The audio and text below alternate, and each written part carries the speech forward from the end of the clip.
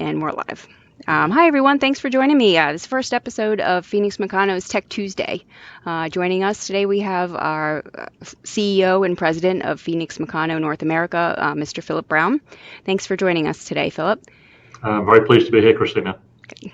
I see that you're in the office there in Frederick. Yes, I am. Become very familiar with it. As you know very well, I'm generally a big traveler, but I've had to adjust and adapt to spending more time in the office and using this video technology. Yeah. How have you adapted to that in terms of just being able to reach out to people? I would let others judge that. I would say myself, I think if I look back now and was to consider my thoughts 3 or 4 months ago, the concept now that I would spend so much time on videos, be that life size, Teams, Zoom, all the various medium. I'm old school. I'm very much of. I have a saying in my mind. I was taught many years ago that you cannot fax a handshake or a smile. Right. People here know I'm not a big advocate of emails. I very much like face-to-face communications. But I've got to say, I'm very pleased that I've adapted, and people in my world, yourself included, have adapted to using this video technology. Yes, it's efficient, that I expected, but I think the upside I did not anticipate. It's also very personal. I think we get into more details.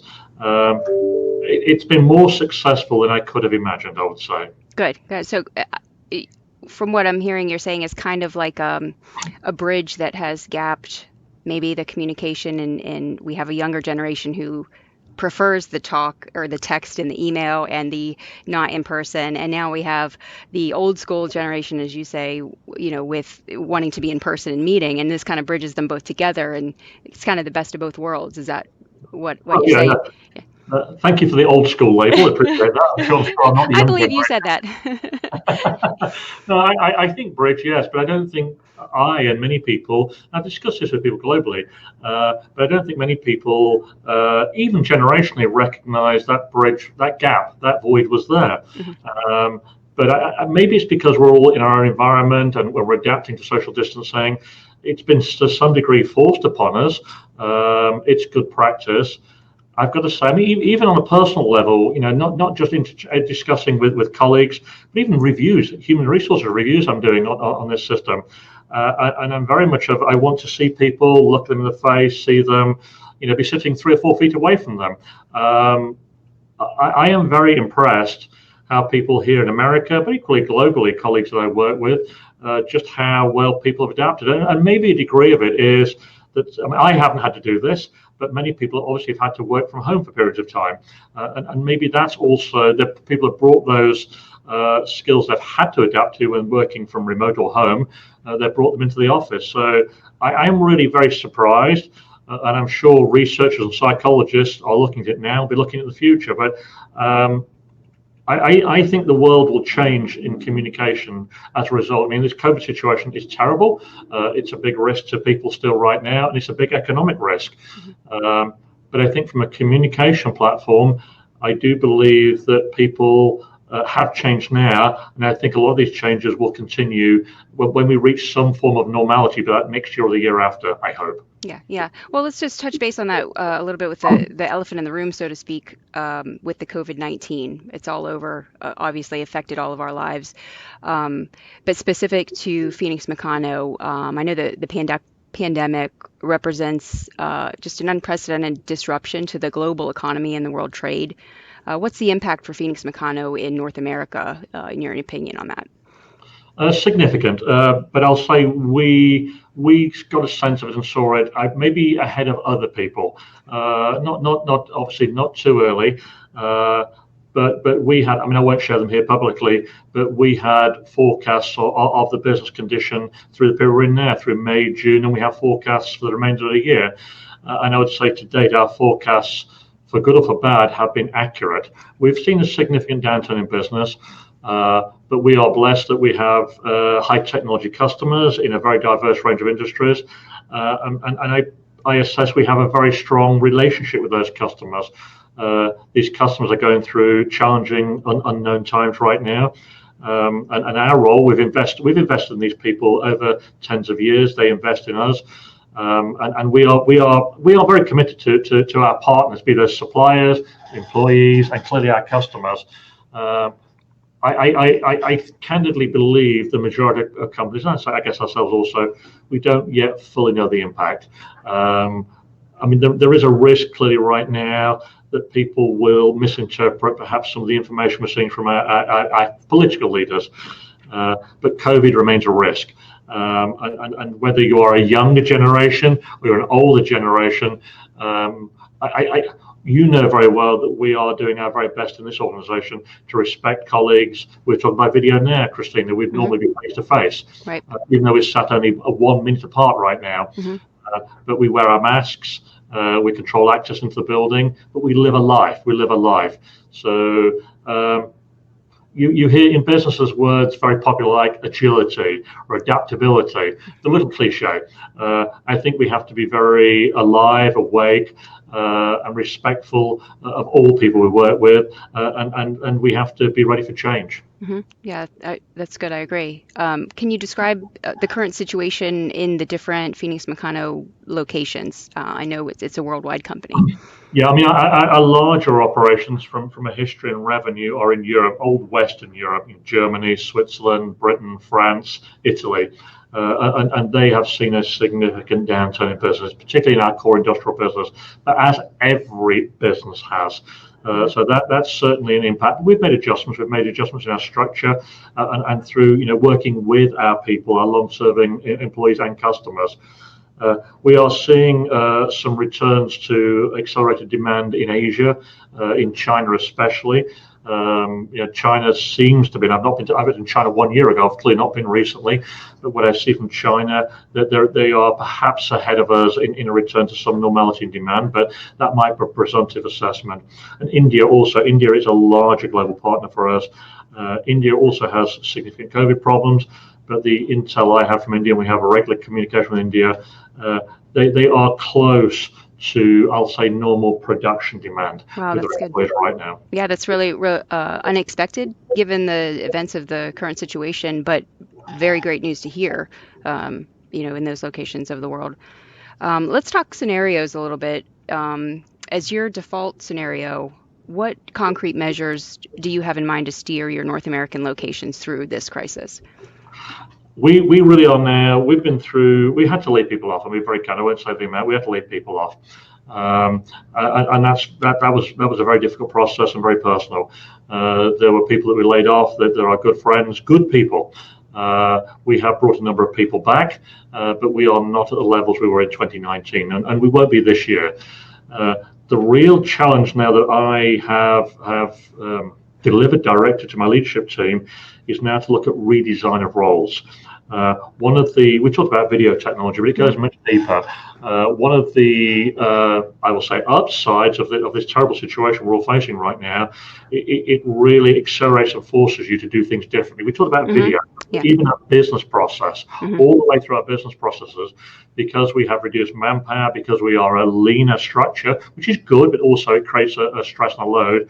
It really has been a catalyst with people in this organization, and without direction from me. It's come from themselves and their people to really question processes. Maybe there are areas they inherently thought could be changed, but it has been accelerated in their mindset because of the reduced manpower in the company. Hmm. People have to be, and they have to be more adaptable. They have to do more than one role. They have to wear more than one hat, Hmm.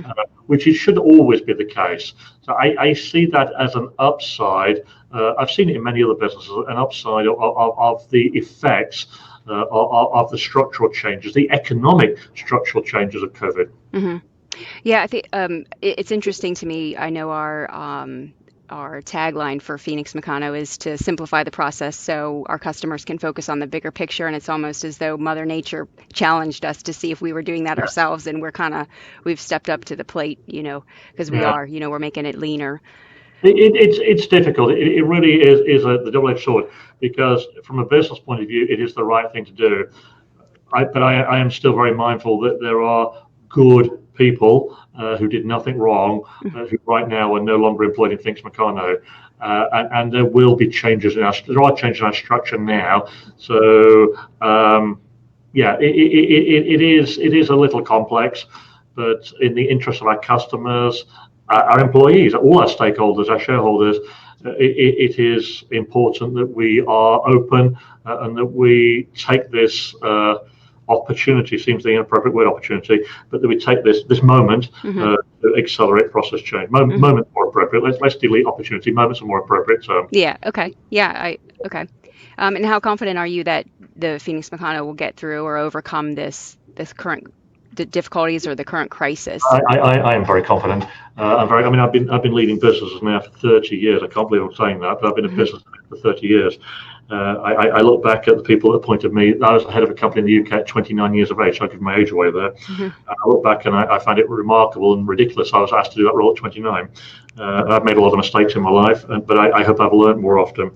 I have high confidence. I have high confidence in my colleagues and people in my environment here, my immediate environment. I have very high confidence, in the Think Mecano group. I have a very high dialogue interchange with the senior persons and colleagues across the global organisation, as do my colleagues here. I have a high level of confidence in our customers and our market, very high level of confidence. Um, we are in markets that are not especially cyclical. We are in markets that tend to, we're in some energy markets. I mean, the oil situation, oil prices caused some dips in some of our customers that are close related to the oil markets. But that comes back. But we have people in medical markets, we have people Hmm. in defense technology markets, we have people in security markets. We are blessed that we have a very diverse cross section of industries that we service. Hmm. It's a privilege also because I learned so much from the experiences of meeting these people and meeting these industries.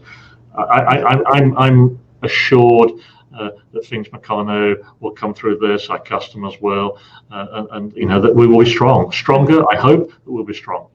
That's a pretty powerful statement, I think, from given your background. And, I know you were in the Navy for a number of years and just your different background in all the different industries. And as you said, your experience in all of those industries, the diverse product line that Phoenix Mecano has kind of has forced the company to know about all those industries. So it's really good to hear coming from, the leader that your outlook on it that we're going to pull through this, and I think that's a good message just for everybody to hear.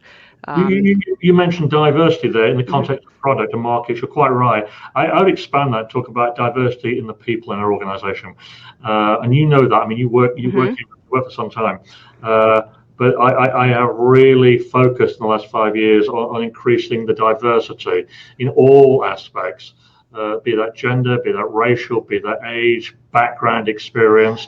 It's my assessment that this company is a far stronger organization structurally. I'm talking the US, but also globally, Mhm. than it would have been 5 or 10 years ago. And clearly, it's my intention to be even stronger in 5 more years' time. That remains a goal for me always. Mhm. So I think we have deep diversity in thought, mindset, practice.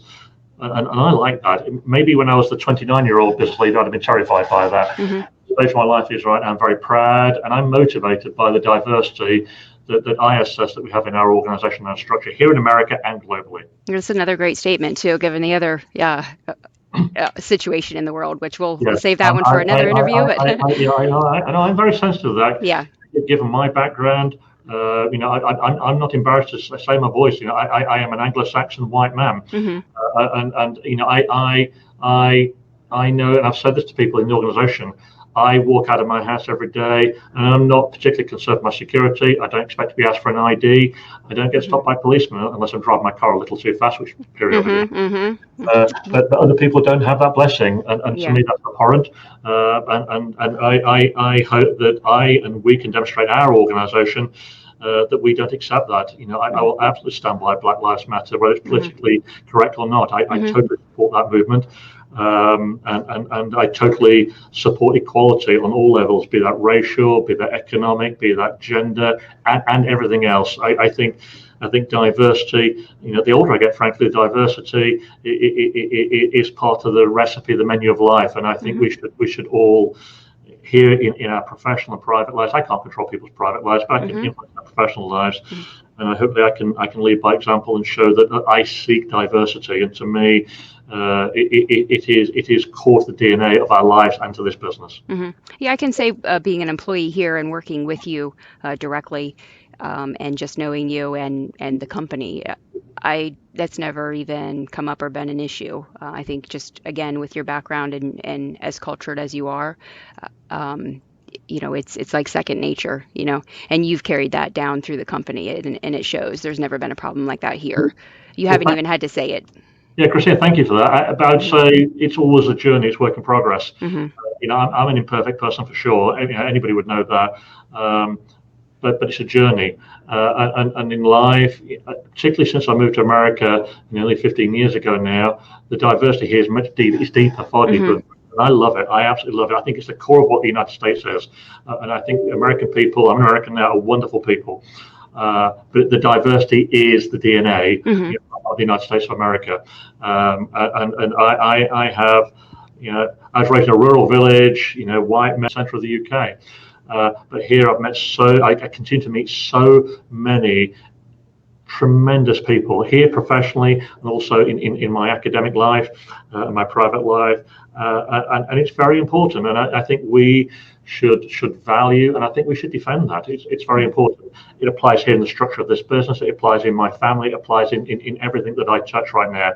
And I hope that I will continue on my own journey in recognizing the values of all people. Hmm. And I hope that in my own small way, I can bring that into the Phoenix Mecano organization. Hmm. Good, good. Now, there's a saying that within every crisis, there's also an opportunity. Where do you see the opportunities now, given several of the crises that we're currently feeling? I would say in leadership, I'm clearly constantly working with my leaders in my company, all people in my company. And I'm looking to see, not minute by minute, but in Hmm. reflection, I'm looking to see how people adapted, how they came to this moment.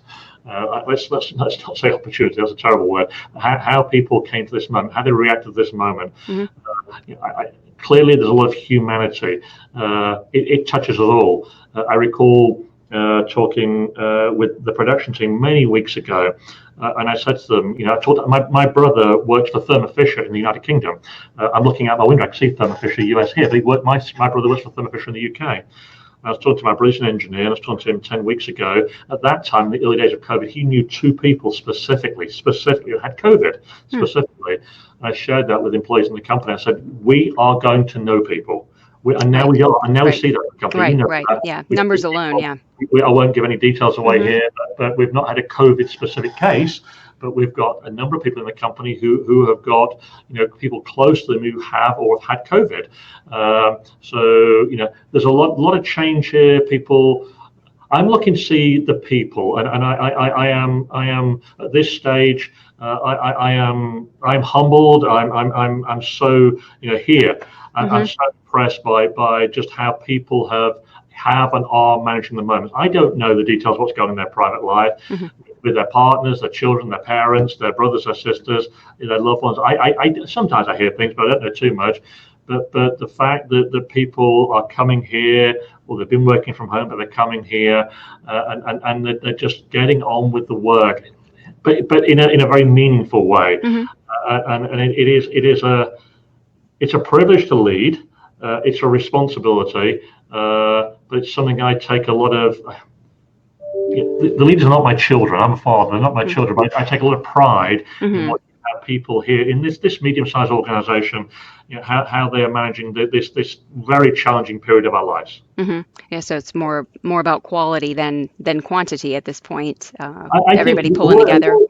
Christina Skin, the word I come to in discussions recently, I have a habit of picking words, but right now I think it's that authenticity. And I Right. think really see the authenticity of people. Hmm.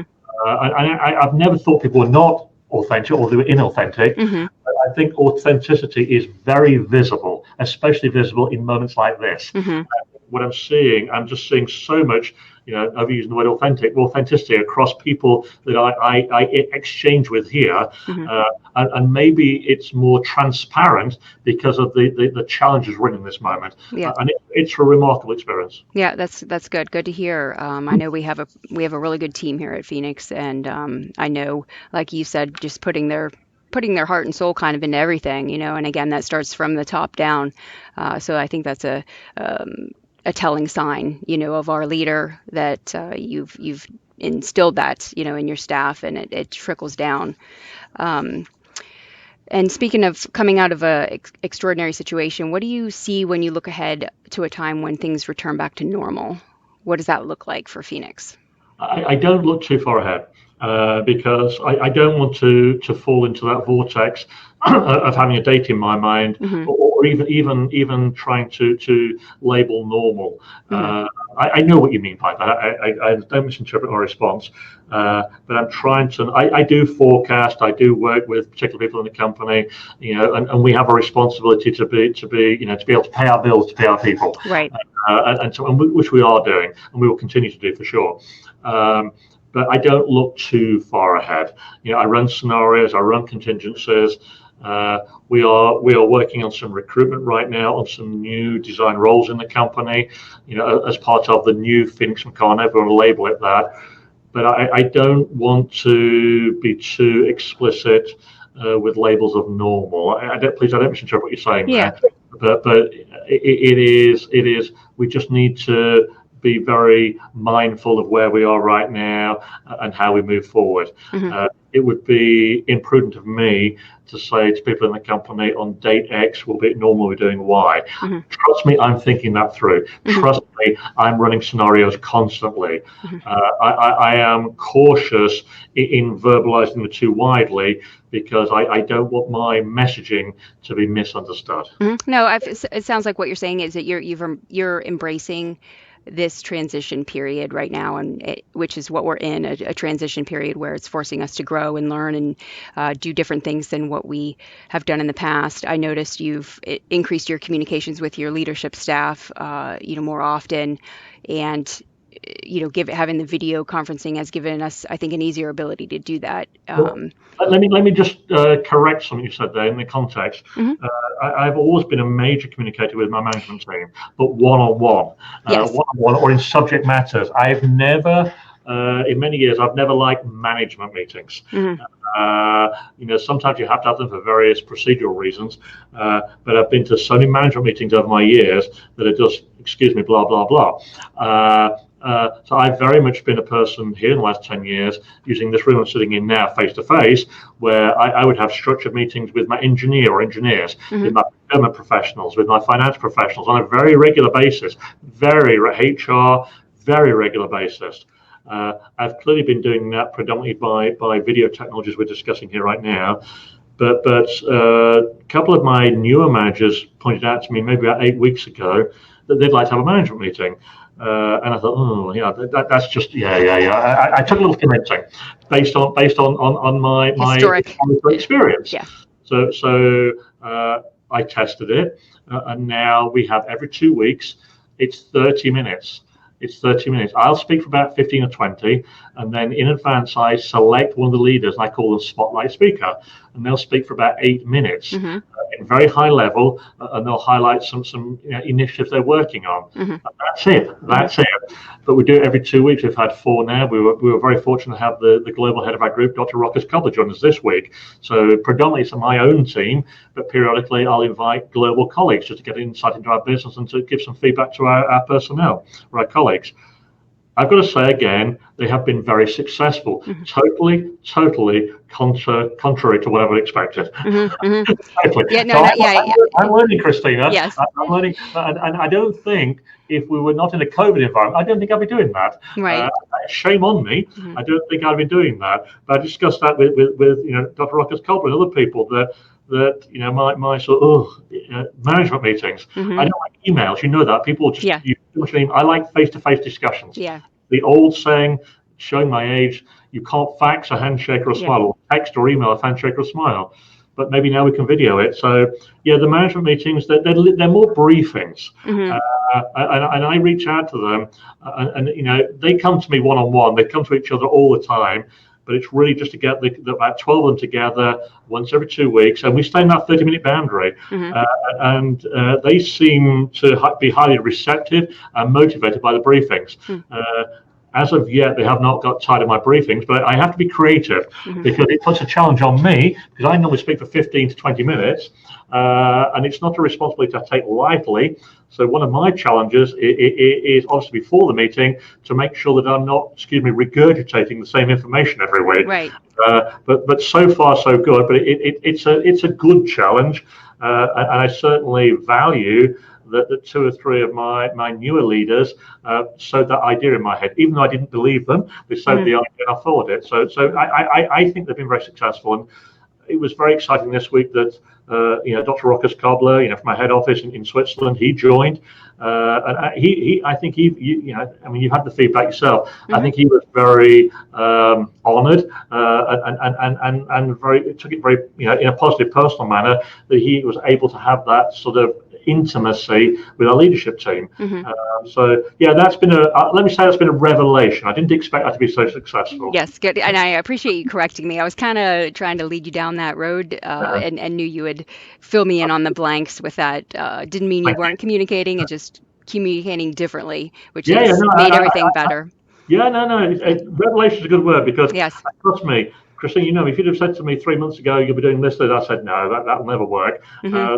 So maybe this old man's learning something. Hmm. Hopefully, Hmm. Yeah. So what's your most important message that to our people in this current situation that they can take back? I'd say trust. Trust. I believe people trust. I trust people, and I believe the people in this company trust me. And I equally trust. I report to Dr. Rokas Kobler and Benedict Goldkamp and Rennie Scheffler and other people I work with. I trust them, and they trust me, and I trust my people. I think trust is everything. Trust that we working together. We are successful today Hmm. circumstances, we are successful. We're a profitable business, even in these difficult times.